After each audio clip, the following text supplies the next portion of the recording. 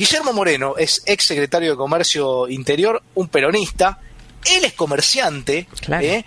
Y es el único que nos dijo, me parece que al gobierno le falta peronismo. Guillermo, ¿cómo estás? Rodo Ibero te saludan. ¿Qué tal, Rodo? ¿Cómo estás? Un placer, gracias por el llamado. Buenas tardes. No, al contrario. Bueno, nunca más que la última vez que hablamos voy a afirmar esto que acabo de decir. Me parece que al gobierno le está faltando peronismo. Sí, le está faltando, en su momento cuando lo hablamos, el concepto que utilizamos fue de inteligencia práctica. Y el peronismo se caracteriza por tener inteligencia práctica, que siempre es superior a la formación teórica. Siempre. El peronismo siempre se caracterizó por tener hombres que en el proceso de selección quedaban tomando decisiones los que entendían cómo funcionaba la cosa. Y esto es lo que se está viendo en el gobierno. Ahora acabamos de ver la medición del INDEX sobre la actividad económica de abril y hay 26, 27 puntos de caída. Y bueno, en realidad en las zonas urbanas es mucho más y ahí tenés algunos amortiguadores, pero en donde se siente la temperatura, que es en las grandes urbes, la economía cayó arriba del 40%, 45%. Bueno, esto es muy difícil. El presidente tomó esa dicotomía entre salud y economía, una dicotomía falsa, porque sin economía no hay salud. Es absolutamente ridículo. Ni agua tenés en la canilla si no tenés economía, porque vos no podés tomar el agua del río. Hay todo un proceso económico que te la hace posible a que vos abras la canilla, pongas un vaso y te la tomes. Bueno, sí. ¿Para qué querés economía si no habría gente viva? Entonces van de la mano, salud y economía. Y sobre esa base ahora estamos en una situación que ya está la suerte echada, te diría, Hasta noviembre está la suerte echada. Me parece que ya no hay mucho para hacer, más que aguantar. Julio, agosto, septiembre, octubre, que lo que me están escuchando dirán, bueno, qué fácil es para ustedes. No, para mí es muy complicado. Yo tengo un mayor de ferretería que vengo vendiendo el 25% de lo que tendría que vender, el 25%, no una caída, o sea, una caída del 75%. Imagínate estos 4 meses lo que va a ser. Bueno. Ahora, ¿cómo? Pero me preocupa ya que me digas noviembre y ahora te voy a preguntar por qué me decís noviembre, pero antes hay algo que me lo dijo un economista este fin de semana, ¿no? Y me dice, ¿sabes lo que pasa? Que a cualquier persona que vaya a ocupar un cargo en el Ejecutivo, antes tenés que mandar a administrar un negocio. Claro, pero esto lo he visto hasta el cansancio, por eso lo de la inteligencia práctica. Vos no podés tener alguien, con todo respeto para el ministro, porque es joven y va a ser un extraordinario economista, pero le preguntan si conoce a Moyano, si conoce a Unequian, si conoce a Caló, si conoce a Urquía, si conoce a un dirigente PYME, si algo... No, dice, no, yo me fui del país, estudié, que si... Vos imaginate que hacer política económica en ese nivel de conocimiento es prácticamente imposible, porque del otro lado se dan cuenta que no conoce nada, del otro lado se dan cuenta si sabes la diferencia entre un repito y una factura. No te lo enseña la facultad. Capaz si alguno estudió contabilidad en tercer año, le explica a un profesor los palotes, ¿viste? Entonces te dice la diferencia entre un repito y una factura. Pero en la facultad no te lo enseñan, porque se supone que eso lo sabes de la vida, lo aprendés, sabés, mira, estas cosas no se enseñan. Es como si la facultad te enseñara a cobrar o a vender. Claro. No te enseña. ¿Con quién te enseña a cobrar? La vida. ¿Cuándo? Cuando no te pagan. Porque si todos los días te pagan, vos no aprendés a cobrar. Claro. ¿Cuándo aprendés a vender? Cuando no te compran. Porque si todos los días te compran, vos no aprendés a vender, sos un despachante. Es la diferencia de los vendedores en la calle.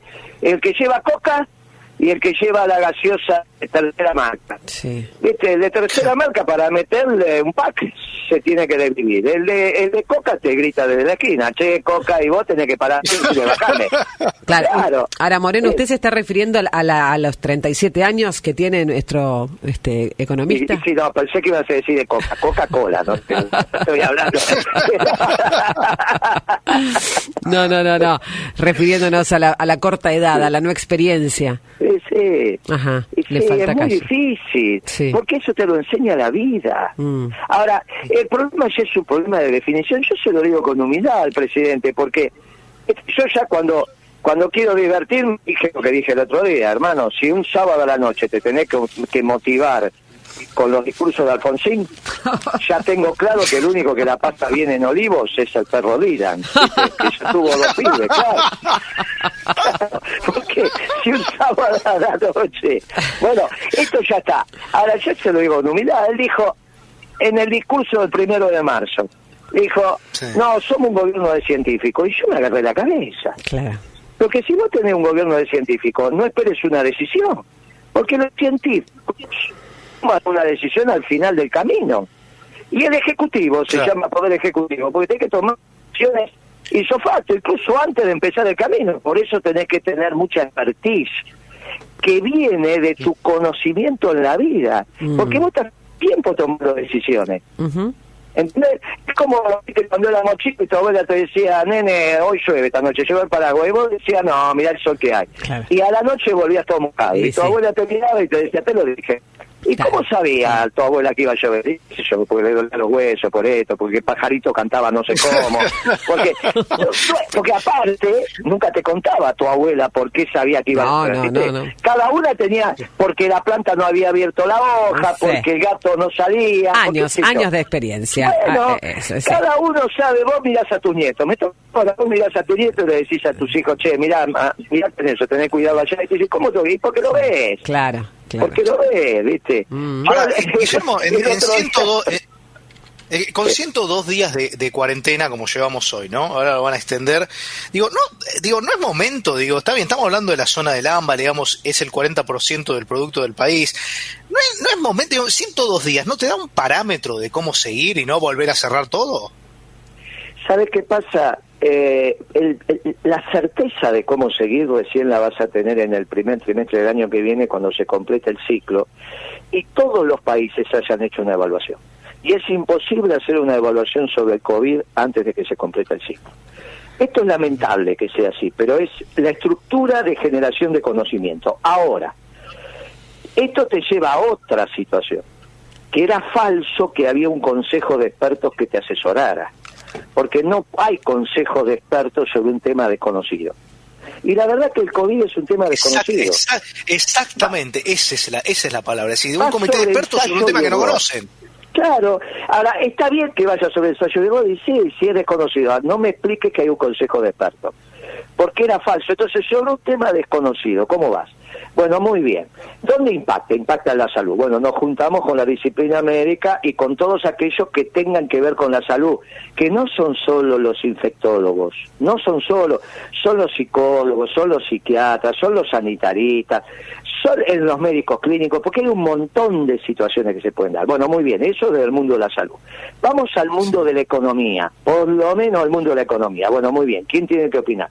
Bueno, si querés, convocás a algún economista, pero fundamentalmente a los empresarios y a los dirigentes sindicales, que son los que conocen la economía desde las tripas. Claro. Desde las tripas, saben cómo va a venir, saben qué va a pasar. El tipo que estuvo al frente de un negocio 30, 40 años, 25 años, es como tu abuela, sabe que va a llover, aunque no te sepa explicar por qué. Y si te dice va a llover, agarrá el paraguas. Sí. Hacele caso. Entonces, ahora no los convocan. Y piensan que el conocimiento es de teóricos. Y esto tampoco escuchan al Papa, que le dijo que entre la práctica y la teoría siempre hay que elegir la práctica. Siempre. Escúchame una cosa, todos nos hemos casado. No hay fiesta de casamiento que uno de los regalos no sea un recetario de cocina. Ahora, imagínate los primeros 3 meses cuando vos intentás hacer el plato que ese recetario te muestra en la foto. Olvídate. Y te digo 3 meses para ser bueno. Cuando el plato es fácil. Porque si vivo con esas cosas raras. Ahora, tu mamá hace ese mismo plato sin mirar la receta. ¿Y por qué? ¿Y por qué tu mamá? Y la hace a ojo. Y bueno, pero mucho de la economía tiene el saber hacer. Si vos no hablaste nunca con Moyano, no sabés cómo empezó Barrio Nuevo, no sabés cómo un dirigente sindical llega, cuál es el nivel de selección de un dirigente sindical, no sabés cómo no sabés de dónde viene, Bulgeroni el que quedó o Unequia, no sabés si fue textilero, qué hacía la familia, no entendés lo que, por ejemplo, tiene que ver con un mayorista o un distribuidor o un bolsero, y pensás que son todos iguales. Pero vos decís, ¿qué es un bolsero? Y no te lo enseñan en la facultad lo que es un bolsero. Claro. ¿Cómo te lo van a enseñar? No tenés Decime, idea. Guillermo, vos decías, me marcabas como fecha noviembre, que hasta noviembre. ¿Por qué noviembre? Porque hay un ciclo que terminó. Hay un ciclo económico que terminó, que era donde es este que estamos transitando, donde el gerente financiero es más importante que el gerente económico, el de producción. Entonces vos tenés, hay una discusión previa, que ¿cuándo empezó este ciclo? Este que acaba de terminar. Bueno, ¿empezó con Kicillof en el 14 con la devaluación o empezó con Macri? Porque no necesariamente los ciclos económicos y políticos van justapuestos de una manera perfecta. Por ejemplo, Menem tuvo dos ciclos económicos bien claros. El Menem del 8 de julio hasta el Menem del 1 de abril del 91 fue un Menem. Y después hubo un Menem de la convertibilidad. Pero la convertibilidad fue tan fuerte que después cambió el ciclo político, vino la alianza, pero siguió la convertibilidad. Entonces, acá hay un ciclo económico que terminó, al margen de cuando empezó. Y ahora viene un ciclo de producción y trabajo. ¿Por qué? Y porque o hay que pagar la deuda o hay que vivir de lo tuyo si no pagar la deuda. Y no hay posibilidad de vivir ya de préstamo. Por lo tanto, hay que trabajar. Bueno, muy bien. Si hay que trabajar, se organiza la economía, como siempre lo organiza el peronismo, de la producción y el trabajo. Ahora, la pregunta que yo te hago a vos. ¿El ciclo político que va a conducir el ciclo económico es este mismo o hay otro? Para ponerlo blanco sobre negro, Alberto Fernández, que quiere ser Kirchner, y yo te lo dije muchas veces a vos, que no puede haber un Kirchner sin un Duhalde. ¿Es Duhalde o es Kirchner? ¿Quién es Alberto Fernández? ¿Es Menem, que va a tener dos ciclos económicos en el mismo ciclo político? ¿O son aquellos que terminan porque no pueden empardar con el nuevo ciclo económico, dada la situación que se va a dar cuando este ciclo económico empiece? Pero lo que pasa es que pasa, Guillermo, que a mí, noviembre. Vos decís quién es Alberto, y la verdad, yo veo un gobierno dividido en tres, por un lado, digamos, con diferentes frentes, y por otro lado, cada vez que Alberto habla, te juro por Dios que me hace acordar a Alfonsín. Y bueno, entonces yo te digo, el ciclo económico puede impactar el ciclo político o puede estar disociado del ciclo político. Si en realidad Alberto en estos 4 meses se va a terminar de imponer la realidad y generar las condiciones de equilibrios macroeconómicos que se van a dar lamentablemente de la peor situación, que es una realidad que se impone, entonces vos decís, bueno, no hay duda que fue Duhalde, y el que viene es el Kirchner. Porque sobre una macroeconomía ordenada, el problema es cómo la ordenás. Vos podés ordenar algo a las patadas o lo podés ordenar conscientemente. Bueno, en el caso de Duhalde ordenó la macroeconomía. Y te la dio en bandeja para que vos hicieras una década ganada. La pregunta es cómo van a ser 4 meses hasta que comience el ciclo económico virtuoso. Yo no tengo ninguna duda que en el verano vamos a hablar y vos me vas a decir, che, pero Mar del Plata está muy bien, Miramar está muy bien, la costa está bien, esto va a haber sectores de la economía que van a reaccionar muy rápido. La economía el año que viene te va a dar satisfacción. Y te diría, por un lustro te va a dar satisfacción.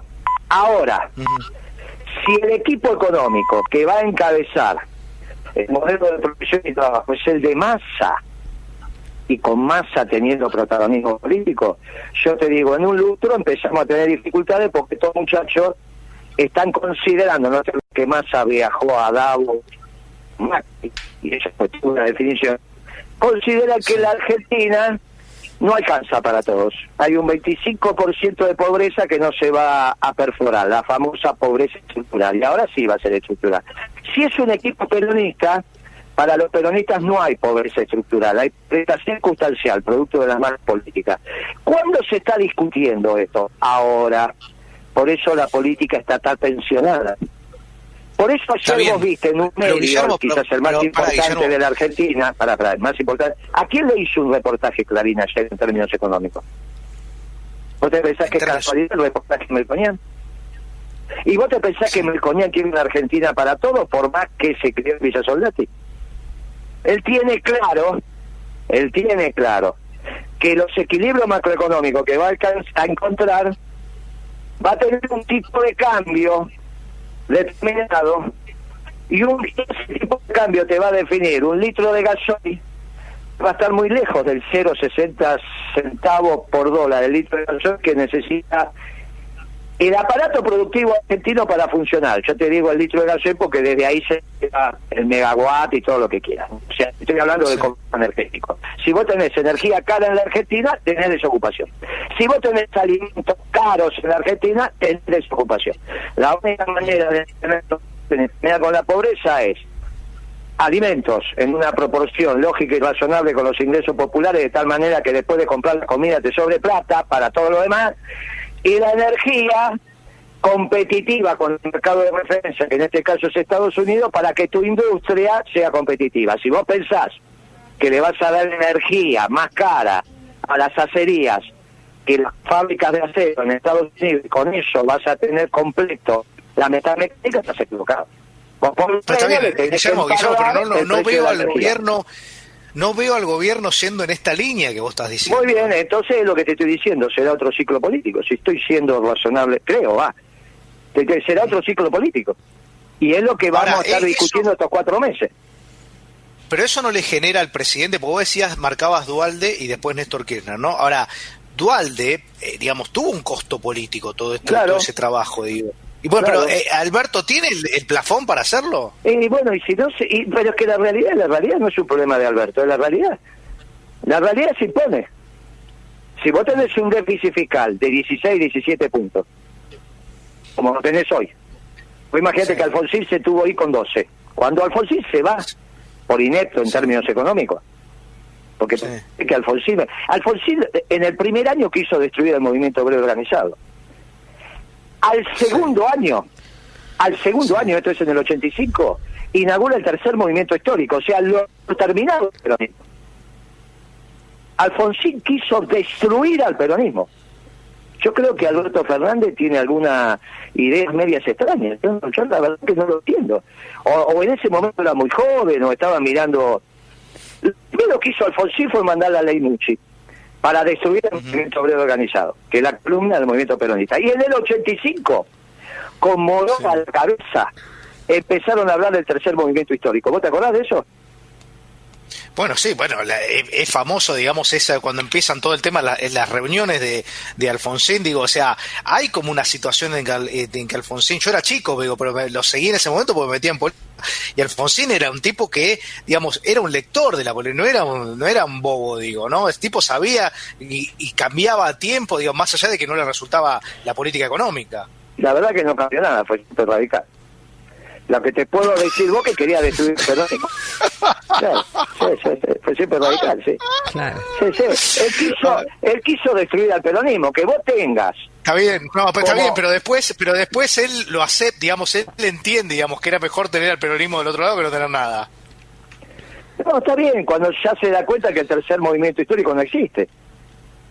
Yo soy algunos años checo, en el 85 el país estaba lleno, después que hacen ellos la elección de medio término, no es medio término, era un tercio de término, porque ahí se renovaba diputado, o sea, claro. No te olvides que el mandato era de 6. Ahí aparece todo el país con los famosos pasacalle del tercer movimiento histórico. O sea, daban por terminado si no tenés como ejemplo el que quería terminar con el peronismo, yo entiendo por qué Cafiero ahora dice que tenemos un presidente posmoderno, que no hay nada más lejos de los principios y valores permanentes del peronismo que el posmodernismo, que es esa sociedad líquida, ¿no? Donde no hay futuro, no hay pasado y es todo lo mismo. Bueno, la verdad es que los peronistas somos otra cosa. Ahora, ¿qué te digo con esto? Filosóficamente tiene un problema, pero en la táctica también. En la táctica también, porque ahora vamos a llegar inexorablemente a noviembre. Ahora, la realidad se va a ir imponiendo. Y si Alberto no conduce el modelo de producción y trabajo, será ese proceso donde el ciclo político está disociado del ciclo económico. ¿Qué va a hacer? La realidad es la realidad. Ahora, él construyó esta situación. Nadie lo obliga hoy a estar pagando la tasa de interés que está pagando desde el Banco Central y con el déficit cuasi fiscal que tiene. Nadie lo obligó a tener una recaudación como la que está teniendo ahora, que sobre cada 2 pesos que gasta el Tesoro, 1 peso de recaudación y 1 peso se lo regala al Banco Central. Nadie lo obligó. Nadie lo obligó. Él decidió que la recaudación se iba a hacer pedazos cuando tomó la decisión que tomó en su primer decreto, llamando a la cuarentena y diciendo equivocadamente, y quiero decir equivocadamente, que había un grupo de expertos que le estaba diciendo qué decisión tomar, al cual agradeció. ¿Vos te acordás de la primera conferencia? No, igual me quedo con esto que es que nunca lo dijiste tan claro y que me lo voy a quedar porque es algo que yo intentaba explicar, que es, el presidente digamos, tiene un consejo de especialistas sobre un tema desconocido, es buenísimo, es decir, y es tal cual, digo, en que lo asesoran sobre un tema que el mundo no sabe qué es todavía, es tremendo, pero bueno. Guillermo, gracias por estos minutos que nos brindaste como siempre, un abrazo. Gracias. No, gracias, que tengan... Gracias por tu llamado, que tengas buena semana. Y bueno, la realidad es la realidad, no tiene remedio. Me llamas a mí, esta es la conversación. Y con un poquito de humor también, que eso está sí, bueno. Igual, y bueno, los hice reír un poco con esto de quién la pasa bien en Olivo. Les mando un abrazo. Hasta luego. Un abrazo, que esté bien. Chau, Guillermo, hasta luego. Guillermo Moreno, ex secretario de Comercio Interior.